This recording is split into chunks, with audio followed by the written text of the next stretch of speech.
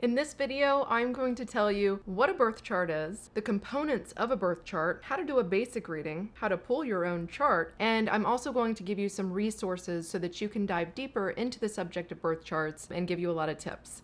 I'm Brandy Joy, and I have been studying and practicing as a Western astrologer for over 20 years. My specialty is evolutionary astrology, meaning that I specialize in past life astrology and soul purpose astrology. I'm a bit of a light worker. I practice high magic, I teach high magic, and so astrology is a big part of magic. And also, if you are wanting to understand your life path, better decision making, seeing what you're learning as you go through this lifetime, the astrology chart is your map. It is the map of your soul, the map of your journey, and it can give you the most wonderful insight and tips into your life, into all of your decisions, into just everything. I think it's really important for everyone to know their birth chart, so I'm going to share with you so many tips today and all of the basics so that you feel really comfortable looking at a birth chart and knowing what you're looking at and seeing some of the guidance and some of the map more clearly.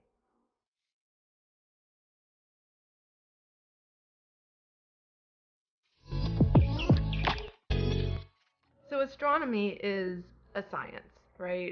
It's understanding where the planets are and all of that good stuff. But what I'm talking about here is astrology, which is an art. Astrology is an interpretive, intuitive art form. You learn the symbols, you learn the meanings behind symbols. They have a lot of different meanings. They have archetypes behind them. For instance, if you are going to say, oh, I'm a Cancer, right? Astrologer would say, oh, okay, you're ruled by the moon, so you're very sensitive, you're intuitive, right? So what we do is we take the meaning of the symbols, the archetypes, and then we dive deeper into interpreting intuitively. It's something that you could practice for the rest of your life and learn for the rest of your life. It's not something that you just learn it one day and then you're an amazing astrologer forever. You're always learning and you're always studying. So obviously today I can't teach you everything about astrology. I don't even know everything about astrology, and I've been practicing for over 20 years. But what I'm going to teach you are the basics so that you can look at a chart and understand what it is you're looking at. So what is a birth chart? Well, obviously there's a lot more to astrology than just your sun sign. The sun sign is just one celestial body painting a little tiny picture of part of you, right? So the birth chart is a snapshot of the sky when you were born. So when you look at it, it's like looking at a map of your soul. Pretty cool, right? So it's important for you to know your birth time and your birthplace when you are pulling an astrology chart, because the snapshot of the sky, it's constantly changing and moving. In fact, your rising sign is where the sun was rising on the east horizon, during your birth. That sign changes approximately every 2 hours. Okay, so you can imagine, trying to pull somebody's birth chart and you don't know what time they were born, day, night, it's really difficult. But what you can do is you can look up like their moon sign. You can look up where the planets were in terms of these signs. If you want to just kind of see that, you can read a little bit of their birth chart, but you can't look at their natal chart and see what their rising sign was and where each of the signs were placed on their houses. This is the big thing with a birth chart. It's about the house placements. Really, really important for understanding somebody's life path. So we're really lucky today because I actually used to draw birth charts. I've taken a lot of certifications classes, advanced classes, and have been a part of the associations in astrology and everything. But I don't use that really anymore. I don't hand draw them anymore. We're really lucky today in astrology because we have software systems and we have Astro.com. In fact, you can watch my tutorial on how to pull your own birth chart really easily and free on Astro.com, and it is a very reliable, wonderful site. And I teach from it in my courses and everything. So Astro.com is where you can pull your chart. Again, if you want to learn how to pull your chart on there, just refer to my tutorial. I'm not going to do that today. Instead, I'm going to tell you about interpreting it. So pull your chart. And another, there's a bunch of apps and stuff out there, but there's one, in fact, I have it written down here for you. It's called CoStar. I actually have it on my phone, but I've never used it. Some of my old students were talking about it one day and I downloaded it and I was like, oh, that's pretty neat for people that are, just learning astrology. But anyways, I do recommend checking out apps like that because it can help you learn, because it tells you about your own chart, which is really, really neat. And you couldn't have done that, 10, 15 years ago. So one of the first big things is the personality factor, right, in a birth chart. When you're trying to read somebody's personality, you need to look at the planets and the signs first, right? So I actually do evolutionary astrology, so I don't look at that first. But most people that study Western astrology, especially if you're learning, you want to learn how to understand somebody's personality first. From their elemental standpoint, for instance. So for instance, fire signs, right? Understanding, oh, what is a fire sign? What does that mean? Each sign has an element, and it also has a quality to it. So if you say somebody has a sun in Cancer and their moon is in Taurus, right? This is their personality. You're understanding a bit about their personality. Their sun's in Cancer, so they're watery. They're ruled by an element of water, okay, which means they're sensitive, they're emotional probably, and it's ruled by the moon. We say planets, but they're celestial bodies. But let's say that person, they have a sun in Cancer, they have a moon in Taurus. So their moon then is more of a grounded moon. And the moon, it represents your emotional body. Right? So your emotional body is that part of you that's the inner child, that part of you that is reactive. So Taurus would be a little bit more grounded, a little bit more stubborn, because Taurus, as you probably know, is an earth sign. That person would be a little bit more grounded in their ideas, grounded in what they do. Taurus is known for being a little bit more of a homebody, but again, if this person has a Sagittarius rising, then they're not going to be a homebody, okay? So that's why you have to understand more than just a sun sign or more than just a moon sign, because all the different factors in somebody's chart play in. So you have the rising sign, which is another part of that personality factor. And the rising sign, it kind of gives the person's appearance. It shows their a little bit about what school they're in this lifetime. When you look at somebody's rising sign, it shows their school. It shows what their soul wanted to experience in this lifetime. It's one of those big factors.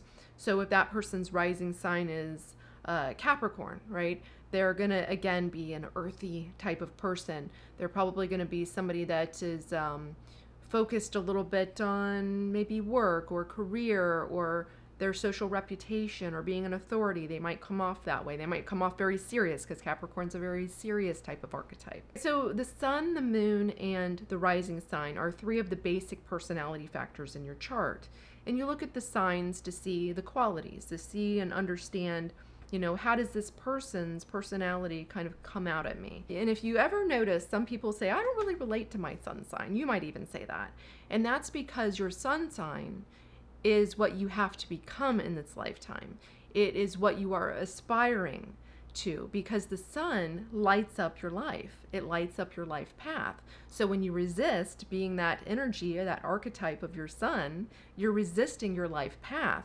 And the more that you integrate that sun archetype within you, the more that your life path is on the right track. So let's say that you are a very fiery type of person, right? Your moon is in a fire sign. So you're very let's do this, get out of my way, watch out. But then your sun is, let's just keep using Cancer because it's easy, right? I'm a Cancer, so it's easy for me. So the sun is Cancer, so they're resisting, right? They're resisting that more sensitive, intuitive, calm, emotional type of archetype. Right, so they resist that nurturing archetype. The Cancer is the nurturer. And so they're very focused on, let's party, let's have fun, let's explore, let's travel. And what they need to come down into is themselves. And you can look at anybody's sun sign to understand a little bit more about what would help them to brighten their path. It's called a triad, right? But anyways, it's like your primary personality triangle, the sun, the moon, and the rising. Let's move on from that. Let's talk a little bit more about the components of a birth chart. So the components of a birth chart, you have the 12 signs, right? Capricorn, Taurus, Aries, Cancer, right? The 12 signs. And then you have the 10 planets. And then we have the 12 houses. And the 12 houses look like a clock. You can see like the 12 triangles around the clock, around the wheel. Okay, so the 12 signs. The 12 signs, they describe archetypes. They describe characters and qualities of a person, right? Or just personality factors and characteristics, even the way you look, right? It can also be like how you feel. It can also even talk about the organs in your body, right? And then we have the planets. And the 10 planets are the functions. They're like the mental functions, you could say. For instance, Mars is how you express your anger and your passion and your drive, your motivations, right? Mercury is how you communicate and how you even perceive things. Your moon is how you react emotionally. Your Venus is what you're attracted to. So all of them, especially the personal planets, which are Sun, Moon, Mercury, Venus, Mars, like those are your personal planets, and those are more about your personality and how your mental functions, right? And then we have the outer planets, and those are a little bit bigger in terms of like your generation, and it has a little bit more influence in terms of like, how you express bigger things. So for instance, your karma. So Saturn is your karma, right? It'll show your patterns from past lives, your Pluto as well. Anyways, I'm not going to really go into those. If you're really wanting to understand your birth chart, use the blog post I have up and just kind of look at it to understand all the basics. I'll have all the interpretations there. So the houses in your astrology chart, the houses actually represent areas of your life. You have the house of marriage. You have the house of friendship, the house of your creativity, the house of your career. So each house, you can see, has so much to tell you about your life. Next, we have the general shape of the birth chart, and you can actually read a lot into the shape and the patterns in it. So take a look. You can see that it has like a big cross, right? That's like the graph of the birth chart.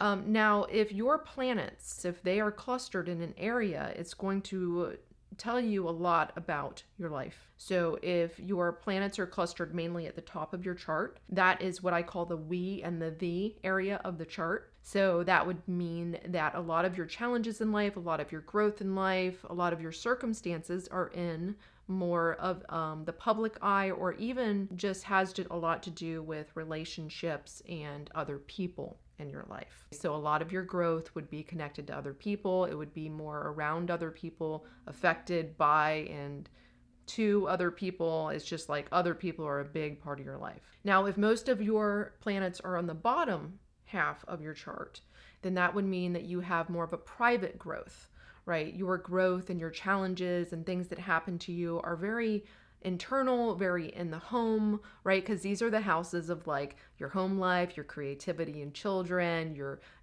development of yourself and your values and self-esteem, right? That's what these charts are down here. So you can see there's a big difference there. Now, what if you have them on the right side or the left side? So if it's where the ascendant is, if a lot of your planets are on the eastern side, which is where the eastern horizon, the ascendant are. So your first house and your second house and your 12th house and your 11th house and stuff over here.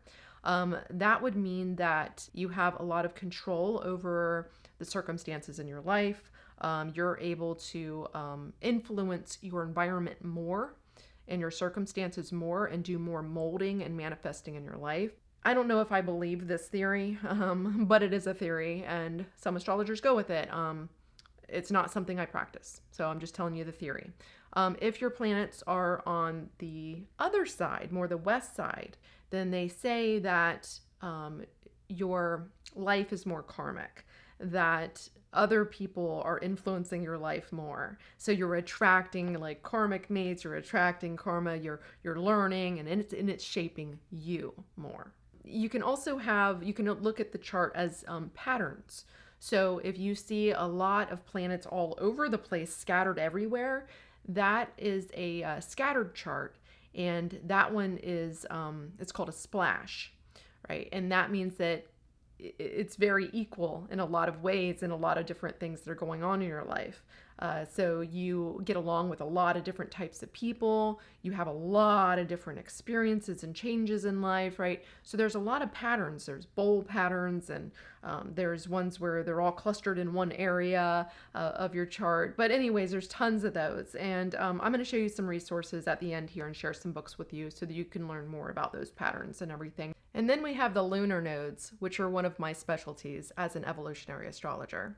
The lunar nodes have to do with your past lives and your soul purpose. It's the roles you take on, right? So if you look at the south node is your past life role, and your north node is your future role. So we are very familiar with our south node, and I'll make a whole video on this, and I have a whole class on this actually that I teach. But the south node is your past life role. So for instance, if you have an Aries south node, Aries is the sign of the warrior and the pioneer. So you have past life patterns and experiences in being a warrior and or a pioneer. And so that might resonate with you. You might gravitate towards, I don't know, martial arts or watching action movies. Or maybe you have this fire in you where you're like, I'm not going to let anybody like take advantage of another person or an animal, right? South node Aries. And then north node would be the opposite of that.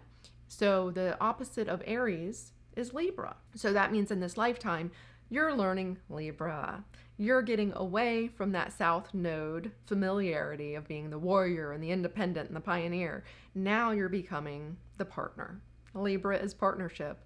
So, so you're learning how to get along with people and how to mediate situations and how to balance relationships instead of one person having too much power. And so that role can play out personally, or it can play out in your career as well. If you take on a career of your north node, it can be very helpful for your progress in life. So if your north node is in Libra, maybe it would be good for you to have partnerships, be relationship oriented, maybe do one-on-one counseling or consulting, or helping people with their partnerships and relationships. Libra is also an artist as well. So expressing through art and, aesthetic beauty. So you can see that these archetypes, they play out, they show your past life patterns. And when you hear about your south node and north node, it is eye-opening. It's wild because you go, wow, that is so me. And I'm learning that north node, that archetype, like harshly in life, usually a lot of times. It depends on the person, depends on how intuitive you are and how tapped in you are and how much you listen to your inner self. And that it can teach you a lot about that. So I'm going to share with you 5 of my favorite basic astrology books. This is not advanced astrology, okay?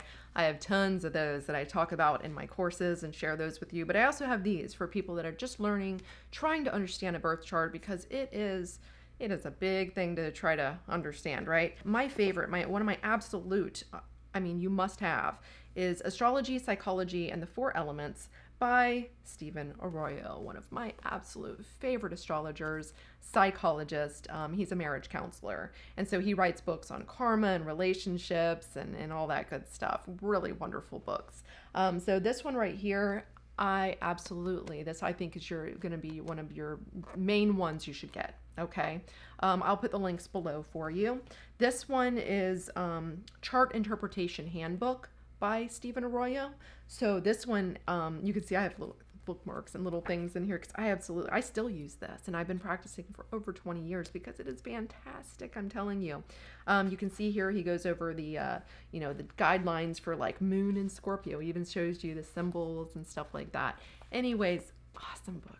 Guys, really, I highly recommend this. Again, the link will be below. Also, a big famous one, that kind of goes over the archetypes really well. This is a classic for beginners, The Inner Sky. This one is by Stephen Forrest, a very famous astrologer. So he's definitely one of the classics. Again, a really, really great book. Excellent in terms of like going over each of the signs and the symbolic language and understanding, like, if you want to understand more about, synthesizing the chart, understanding a little bit about aspects, it's a little bit more advanced. It goes there at the end. Also, I really like Nadia Shah. I like her YouTube, and she has this book that I got to support her. I really think it's an excellent book for beginners.